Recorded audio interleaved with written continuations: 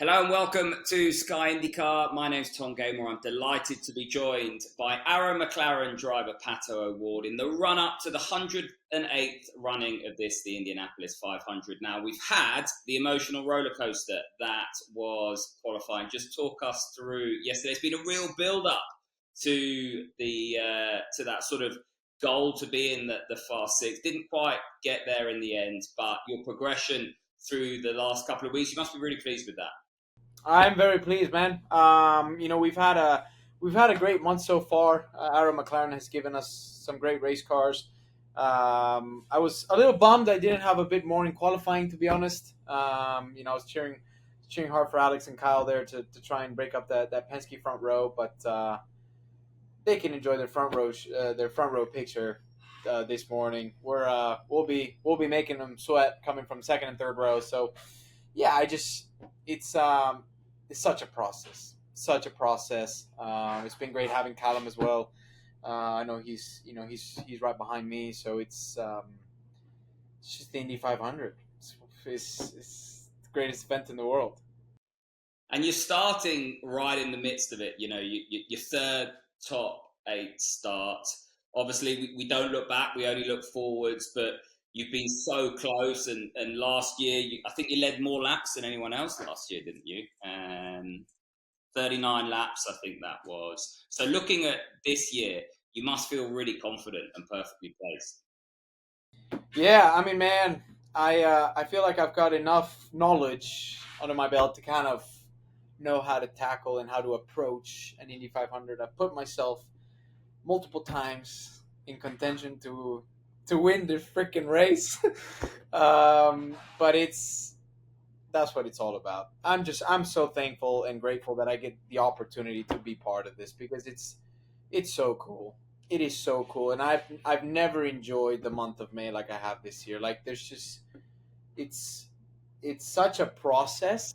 I lost a few hairs a couple of days ago, but we've got a good starting spot, and we can work from there. And Alexander Rossi said you've been playing a few pranks on people in the lot this morning. Oh no!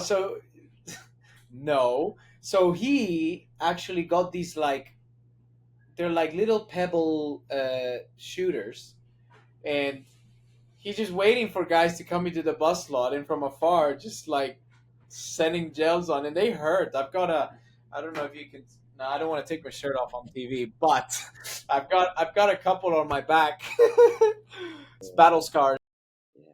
He's meant to be the mature one. Now you've got talking of mature people. You've got TK in the stable. How much, how useful is that for you? Because one thing we try and get across to the viewers is just how hard you got to work in the car, not just to navigate the speedway at those speeds, but we'll hear the NBC team talking about the weight jacker. Obviously, that's qualifying, but you're going to be working your tools really hard over a stint, especially if it's warm next weekend. What's that like in the car, and how much do you learn from the likes of TK?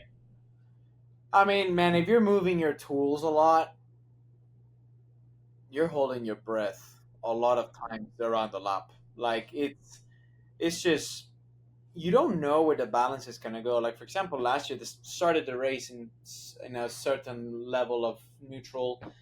Oh my god! And that thing was just going loose, loose, loose. I mean, there was nothing I could have done to like keep it from going loose. You can sort of help yourself with tools, but when the balance is going that way, you're hanging on, and I was hanging on. But sometimes if you manage to hang on, it means you've got a freaking rocket because it's just these cars. In order to follow in traffic, you've gotta have them so loose. But you are so close to the knife's edge to just shunt, and that's what makes the 200 laps just like mentally draining. Like my eyes after the race is just, and you in a way your body like heightens up more than usual, and you're so sensitive to little movements. um but it's just gets me going. What it feels like from the outside. So I can't imagine what it's like on the inside. Just looking ahead at the race, that opening stint, when you talk about traffic and the airflow and the dirty air, how far is too far back? And where do you want to really position yourself once the field goes green for that opening stint? Uh, I mean, honestly, I've been, I think, all the way to like 15th on the first stint. I think I was there last year. I started like fifth last year, but I was like 11th after the first turn. Um, it's not an issue. Really, there's so many different ways to make up lap time around this place. Uh, Got to use your head. So I would say you don't want to be 11th in the last stint. Then you're really screwed. But if you're 11th, 15th, 20th on the first stint, who cares? All you have to do is midway through the race, you got to be like, I'm close to the front.